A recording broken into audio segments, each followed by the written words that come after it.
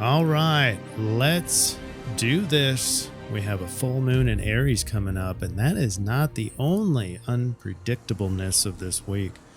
We've got a lot of unexpected changes coming and some massive adaptability required of us. But we're talking about the energies from September 28th to October 4th, 2023. Let's do it. Let's go surfing. All right. So if you're new here, we do the triangulation for the biggest influence. And then at the end, we're going to do the triangulation for the solution, or what best behaviors to maximize your success given the energies that we talk about first. So here's the energy chart. And I know it's like these lines and circles and everything are all over the place. It's confusing, and that's why we titled this as a huge spike of unpredictability as the main influence. Unpredictability brings about anxiety, brings about feelings sort of unrest. Think about it. People, when things start to change and adaptability or unpredictability goes up, we try to control because it feels out of control. And so you're going to see a lot of people trying to control things back. And part of that is the Pluto aspect in the grand Earth trine. Mercury has progressed far enough to create a perfect grand Earth trine with Uranus, Pluto, and Mercury. And we have the grand opposition, which is the Sun opposed Moon for a full moon. It's going to be in Tropical Aries, and that is a nice place for our grand finale of the Aries eclipse cycle. Finally cull the traits that maybe have developed over the last 6 months in regards to Aries, or in regards to your inner warrior, or in regards to your newfound core identity, anything like that. And it's been hazardous, or it's been less than satisfactory, or maybe it's negative. You can cull that off at the full moon and refine your strength, refine your gifts, your Aries gifts. All right. In terms of the dream bot, this is where we have collective dreams around the world, and we assess those for where the collective unconscious is. And they're still in the time cycles. Time has been a big deal in the dream bot for I think about the last month.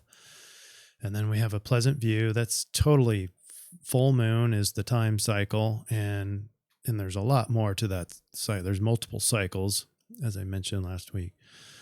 But the grand Earth trine is the pleasant view. We just want to be in this material world. And if we're going to be here, we want to enjoy the good parts of it. The cauldron is in the I-Ching, and that speaks a lot to the grand Earth trine. And boy, there's a lot here, big overlap, and it's all just unpredictable. That is the overlap, is the unpredictability. Full moons makes people unpredictable in their motivations and their behaviors. And then we've got more unpredictability with Pluto and Uranus, because those bring about transformation and an unexpected quick change. But that's not even it. We've got a bunch of inconjuncts that create adaptability. So anyway, let's get into it. Let's get started.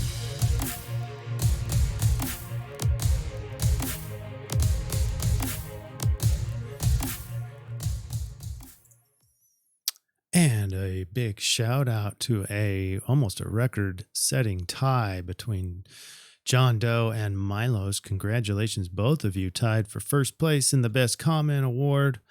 And by the way, thank you all for supporting this project. In this project, we give away the Best Comment Award each week to the person who got the most up arrows. So if you're watching, go down to the comments, even if you don't want to comment, and post a like on your favorite comment. We had a lot of great comments and a lot of runners up too. So we had a great turnout.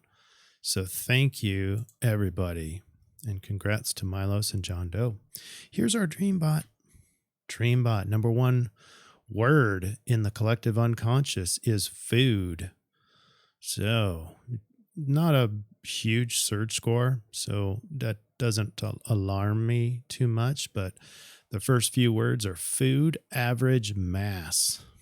So interesting there. The red arrows are similar to the last previous weeks with just time words in there like Thursday and day. And the blue arrows is about pleasant viewing or observing, or it's definitely very positive. It's a positive vibe in this run. There's not a whole lot of negativity. So there you have it. I don't have much to say more on that issue, but we will incorporate that into our influence chart. Okay, so in terms of astrology, you all know that on October 14th, 2023, a new eclipse cycle will begin with an annular solar eclipse in Libra. So all things Libra will be our next, but technically we are still in that Aries 6-month cycle, and it just so happens we're right at a full moon. All these pivot points here, or these time points roughly every month, is the new moon, and we're currently in a new moon of Virgo cycle. Halfway through will be on Friday. That's when the full moon happens, and this is the time where we sacrifice or make some sort of gift to the moon. And it's nice that we can take the things that we don't want or the things that don't serve us and hand those up ceremoniously to a full moon who vacuums it all up, takes the energy. Moon takes, sun gives. Yin and yang. All right, we're at the very end of this month. We're in September. And so everybody is retrograde that you can see here. And everybody, I mean all the outer planets and Jupiter. So the 5 furthest planets are all retrograde. And we have unpredictability here, massive unpredictability in relationships.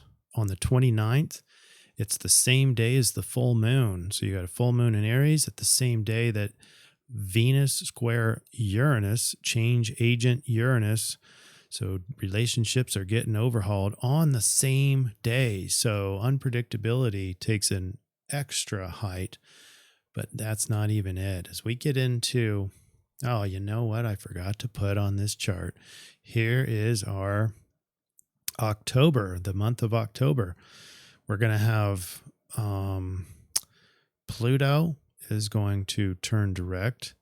We're going to have Saturn turn direct. This is a little later on in October. That's not this week. And I failed to put the full moon and the new moon on there. Failed to put the eclipses on here. So, gosh, I know there's always something I miss. And that happens to be this week. But look at all that's happening in this week with regard to Venus. Venus and Mars in a sextile, Venus and Saturn in an opposition, Venus square Uranus, Venus in conjunct Neptune, Venus in conjunct Pluto. So, man, there's a lot of weight, a lot of unpredictability on relationships and also finance, personal finance, the close in part of finance is what Venus is. All right, there's your overview, and I'll get the clips put on this thing so we can talk about that. All right. On this chart here, we start on Thursday, the 28th. This is just a little bit in the afternoon, daylight savings time in the central time zone. And big picture, I want to look at the moon. The moon, because here shortly, just in a few hours, the moon is going to make that full moon in Aries. But right now, on Thursday, the 28th, the moon is over Neptune. So it's very emotional, dreamy, very Pisces-oriented. So connection is important. Maybe some self-sacrifice in there, but illusions and Some of you might be feeling catastrophic in there, especially with Saturn in the mix. But what we have is the opposition to Mercury. So Mercury is sort of, and what you're going to see later is Mercury and Neptune what do they call it? Contra-parallel, making them extra conflicted. So that's going to, even though the moon is creating a lot of this urgency right here, or a lot of this influence here, even after the moon goes, you're going to have Mercury opposed Neptune. And that's going to be a big battle for mind. I advised you last week to go up into the mind. That's one of the safer places last week. This week, not so safe. It's going to be tricky. It's going to be conflicted with dreams and fantasy, and it's opposed to it. So you're going to have to balance those two things out. You're going to have to solve how to balance them. And those events can be very tricky because it's all based in the mind. It's what's real, what's not real, what's rational. All those are very unpredictable. So we've already talked about Venus and relationships being unpredictable. Now we have an element of rational thinking is now unpredictable.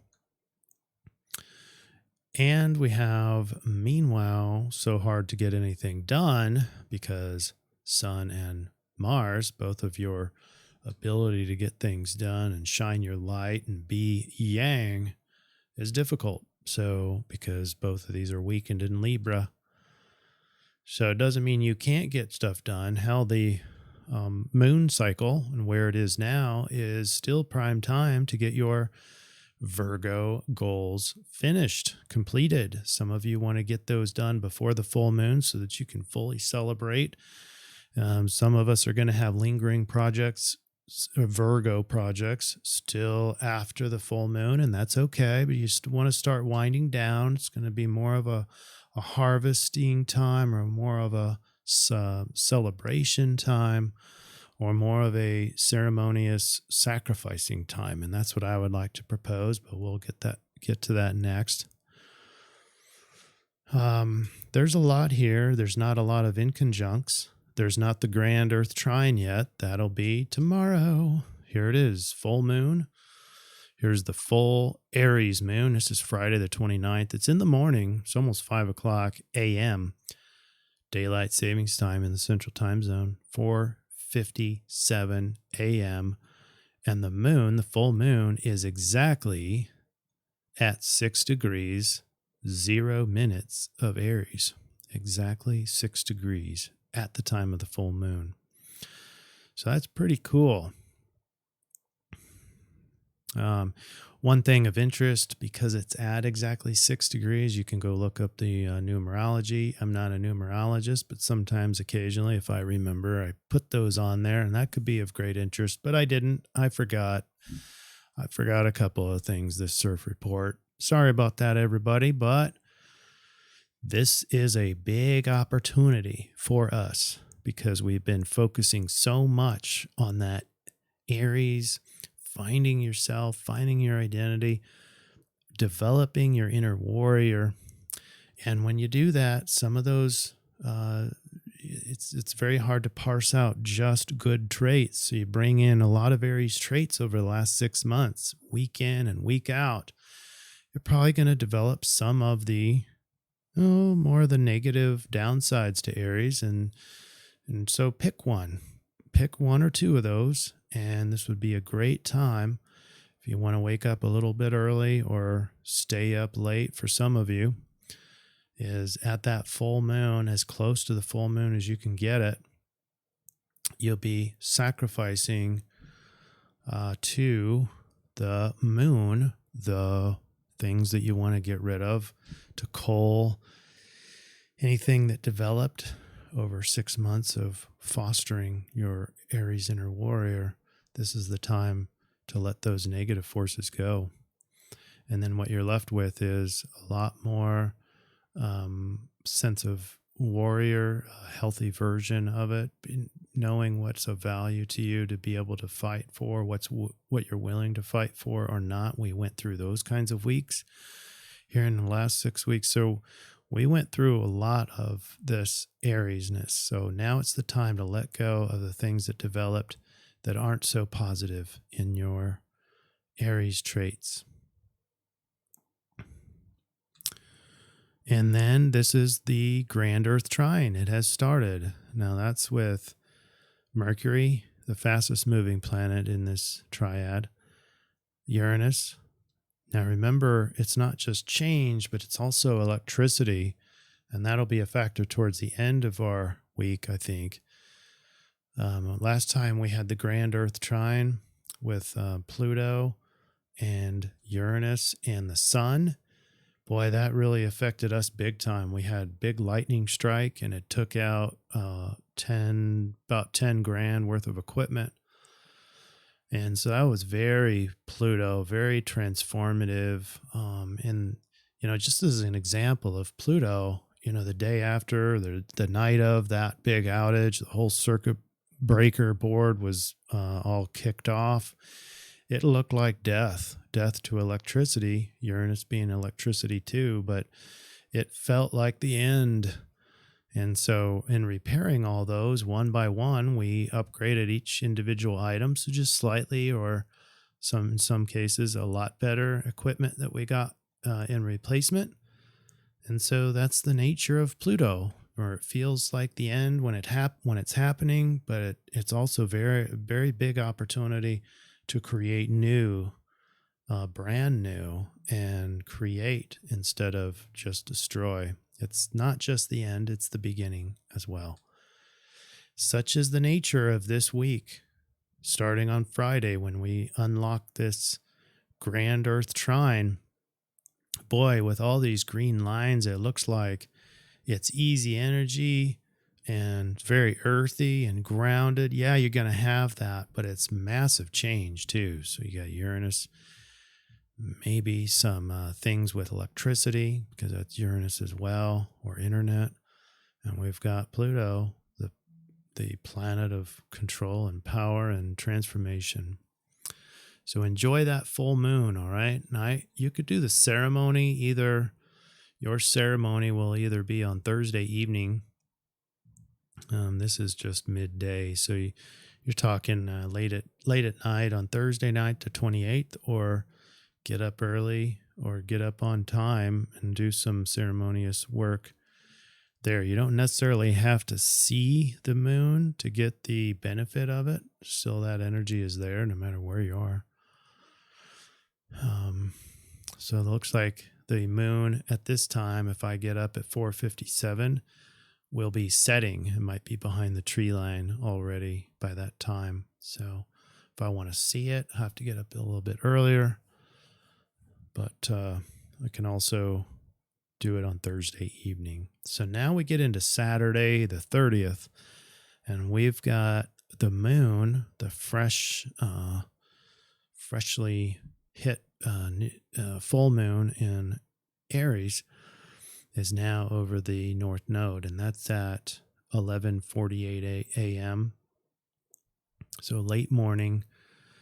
Moon is, and emotions are very focused on the future, karma, maybe your life purpose, those kinds of details and thoughts, and your emotions are there. And emotions are about self, that's Aries, and future, that's the North Node, with a side dish of healing, because we got Chiron right there as well, technically within a conjunction. Chiron's the planet of healing. We have a T-square on Pluto, so the trap is control and maybe feeling like things are being destroyed, and forgetting that this is the beginning as well. The circle of life is here. We do have that Grand Earth Trine getting tighter, getting more energetically influential. And now we hit into October, Sunday, the 1st of October. A lot more adaptation is required. If you look at all these lines, yes, I do want to point out Mercury oppose Neptune. And so that's it's going to still be very tricky. And then we also have all these inconjunct. Now, inconjuncts are they signify adaptions. So, for example, Venus, and there's a lot of them. There's 5 of them here, and this number is even going to grow. So anytime there's planets adapting to each other, so Venus is adapting to Neptune, Neptune is adapting to Venus. That's just one of the examples. Venus is adapting to Pluto, Pluto is adapting to Venus. And so what does all that mean? It means that there's going to be changes. If there's no adaptation needed, if there's no planets that are adapting to each other, then the status quo remains. There's no change. But because they're adapting, then we have to energetically adapt as well. What are we adapting to? You can look at all those different combos. You've got Mars and Neptune. You've got Sun and Moon. So there's a lot. Venus has 2 of them alone. All right, had to pause it really quick. I'm back. Monday the 2nd now. We have Mercury opposed Neptune, goes exact, and that's this time. So 10:34 a.m. on Monday, October 2nd, daylight savings time. Mercury and Neptune will be exact opposite. So this is the high time for very little reliability with Mercury. Mercury's got a lot of challenges to it. It's got transformation, transforming its mental aptitude. It's got a lot of change, a lot of insight. You could have a lot of inventions. This is an invention kind of alignment when you got Uranus and Mercury. But the biggest challenge here is Mercury opposes Neptune, and Mercury is also contraparallel. So on the equatorial plane, you've got Mercury on one side, and then an equal trajectory on the opposite side is Neptune, and that's an inclination.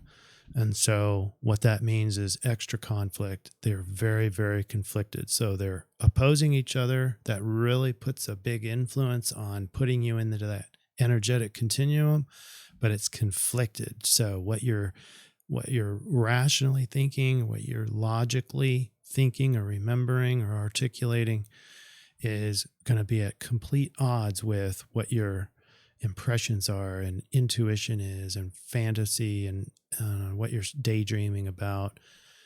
And so that's going to wreak a lot of havoc there. You still have the grand earth trine. So on the one hand, you feel grounded. On the other hand, it's a very transformative change, and maybe change for electricity or internet. Mental transformation to fight against dreams, visions, unwanted fantasy. We are going to logic our way out of fantasy when we don't even realize it's just a daydream. So it's going to be hard. You're going to be sucked into these daydreams or nightmares and not know that they're not even real. They'll feel real. On Tuesday, the 3rd, we have 6 inconjuncts, and we have a very transformative continuation of the grand earth trine. It's not your typical grand earth trine, all right? It's a very transformative one, which is kind of ironic because earth signs don't typically like to change a whole lot, but if we do, the one that changes the most is the mutable Virgo. But anyway, we have a lot of adaptation, a lot of change, and it's going to require some adaptability on our parts. It just so happens the I-Ching, when we did the solution, came up with that adaptability. It was pretty cool. Wednesday the 4th. Now this is when the EBS supposedly is going out, or the warning thing to the text warning or practice emergency broadcast. Look at all these lines. It is mass chaos. Every part of this is chaos. Look at all of the inconjuncts, the adaptions. The transformative grand earth trine is still way alive. Mercury oppose and contraparallel Neptune is still there. You've got Venus with all her challenges. And so relationships where you want love and you want togetherness and bonding and you want harmony and peace, it's hard. It's hard because everything's changing. Everything is changing. There's even a pressure to change on these relationships. So with that, let's get through this influence. Don't get scared away because the solution is very, very important for you. So we're looking at 50, the cauldron with 3 change lines. Those are going to be important as we talk here. But sooner or later, good comes to those who do good, i.e. karma. That's that North Node aspect. Joy comes from those who bring joy to others. Opportunity comes to those who persist in their dreams. Rejuvenation is a returning to one's natural desires.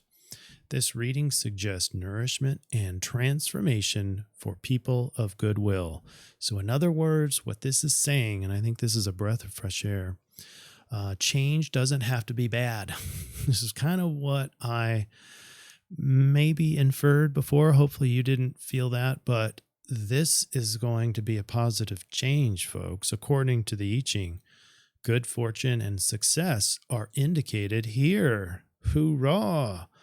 So the key words are rejuvenation, nourishment, transformation, and we have plenty of that transformative power in the alignment, energetic alignment. So that's a match. Line 3 says you are impeded in your progress. Resources are being squandered. So it doesn't mean that it's going to become easy, but it's going to be trying. But good change comes out of it. Good fortune comes in the end to those whose character is solid. All right. Line 4 says some aspects of character, resources, or available assistance are insufficient to the challenge before you. So, all right. It looks like resources and progress are going to be very difficult this week. Line 5, good fortune comes to those who can combine great talents with mild temperament. So don't be reactive this week, even though you have all these changes. Just expect the unexpected, right? And here's our chart for that. We have the full moon early on Friday morning. So that spikes the unpredictability. Then it kind of wanes off a little bit. You've got all those challenging aspects we talked about. Mainly the inconjuncts gets to 6 of them later in the week, Tuesday and Wednesday. So unpredictability stays high all week long. So now let's finish up the influence for you. And here's our chart. September 28 to October 4th. Expect the unexpected. The unpredictability of this week is off the charts. We start with a full moon in Aries as the unconscious folks start to look selfish and maybe very passionate, or worst case, rageful. Some will see kind souls who are strangely angry and defensive. Why? Because everyone is adapting. Stress is going to be high for the normies. Relationships tested and an upheaval, abandonment issues triggered everywhere you turn in the sky. It's change and transformation and upheaval. So people are stressed out. They may not want to change. They may not be looking for change, and they're going to be caught. The aware folks have energetic portals opening for them. This energetic week is not for the faint of heart, but has magical implications for those who are properly poised. And that's our transition over to how to get properly poised, right? So I can leave that there. That's going to become part of our experience later in this video. So we're transitioning to the solution. And remember, we had those 3 change lines. So we put those in and you get hexagram 59. Hexagram 59 is called dispersing. Rigidity in the hearts of humans breeds an egocentric separateness. But this can be transformed by a greater force, such as an uplifting ceremony or other communal activity. The thawing of closed hearts always improves conditions for everyone. Before the heart, the first thing to dissolve is mental rigidity that might be feeding a sense of separation from others. So here's a kind of a clue here that it might be a silver lining in this challenge on Mercury and mind, is that it's forcing us to not be rigid. So that's going to the energies are actually going to help us out. You just have to work on not fighting it. Spiritual impulses, including a sense of justice, should be honored and acted upon now. Such impulses provide a gentle push towards important and constructive change. If you have lingering business or partnerships that are inactive or not working, this reading suggests that you consider dissolving them. All right, so we're going to throw what we just read into the solution matrix and see what we get on the overlap. But here's the rest of our triangulation. We put the tropical chart. This is the full moon at exactly 6 degrees Aries. Goes into hexagram 17 on the Rave Mandala, and it gives us Sidereal Pisces to work with. Oh, hexagram 17 is called following, and this is in the Rave. The ancient law that those who wish to rule must know how to serve. Almost sounds like the hunters become the hunted. Not sure. But line 3, remember, this is where the moon is at the time of the full moon. It's in line 3, understanding the awareness that the best road is not necessarily the most interesting. The following of the best road provides the experience necessary to meet the challenge of the road's end. The understanding that the best opinions are grounded in detail. All right. Are you ready for the final slide? Well, first, it's brought to you by Intervention Therapy. Go to intervention.com for services associated with inner peace. Here's your solution slide. And we have dispersing. You can expect positive change and growth. We need to make sure we're not too mentally rigid. But the Rave Mandala, hexagram 17, line 3, really does say it's hard work, but hard work in the mundane being the real world, the repetitive things that you have to do, the tasks, and those are really perfect, to be honest with you, around full moon time. I wouldn't want to be too intense into a big project at the full moon. Want to either be finished with it so I can celebrate that achievement, but the Rave nonetheless says get into the mundane, get into the road itself, enjoy the struggle itself. Okay. And then we have Pisces and we have the full moon. So here we go. This CIRF week, you should engage deeply into the mundane to improve your overall existential spiritual understanding of your true inner self. Combine the spiritual and the practical. That's a foot stomper. Combine the spiritual and the practical. In fact, if you want to visualize going, that gal in the corner pulling the rock, it can be grueling, it can be a lot of work, but if you go deeply into that mundane task, it's very spiritually meaningful this week. Flexible and open minds are used to explore deep meaning in real-world efforts and struggles. Meanwhile, ceremoniously sacrifice your weakest or most problematic Aries attribute to the full Aries moon on Thursday night or Friday morning, 28th or 29th of September. Ultimately, this week offers a refined sense of self, unlocking your best inner warrior and all its practical gifts. Compassion is also an overlap between Pisces and the I-Ching 59.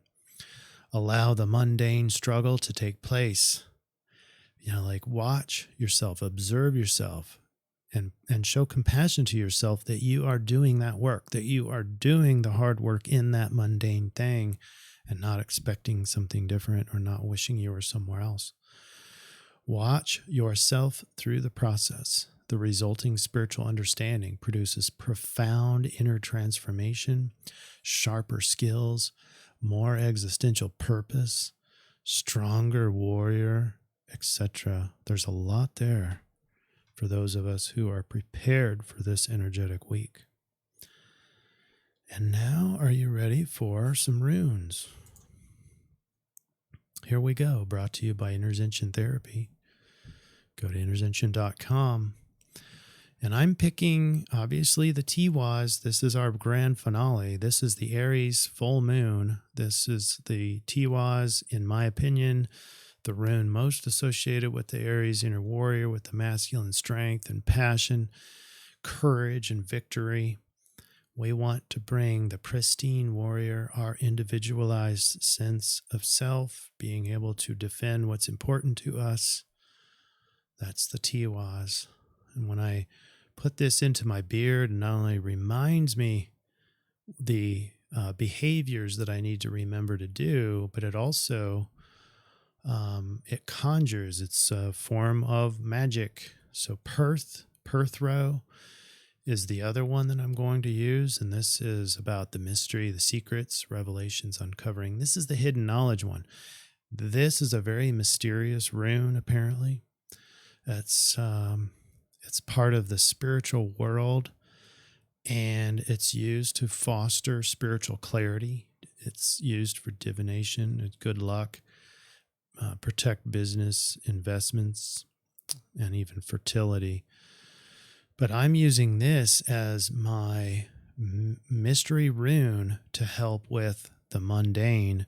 So I'm going to just remember to get into these mundane projects so deeply. Don't wish that I'm somewhere else. Don't try to talk myself out of it or see the greener pastures, nothing like that. I want to go take my awareness and go deep into that mundane task. And hopefully this Perth will bring me lots of spiritual understandings of all kinds. Finally, my phrase for the week is going to be either on Thursday night or Friday morning, maybe both.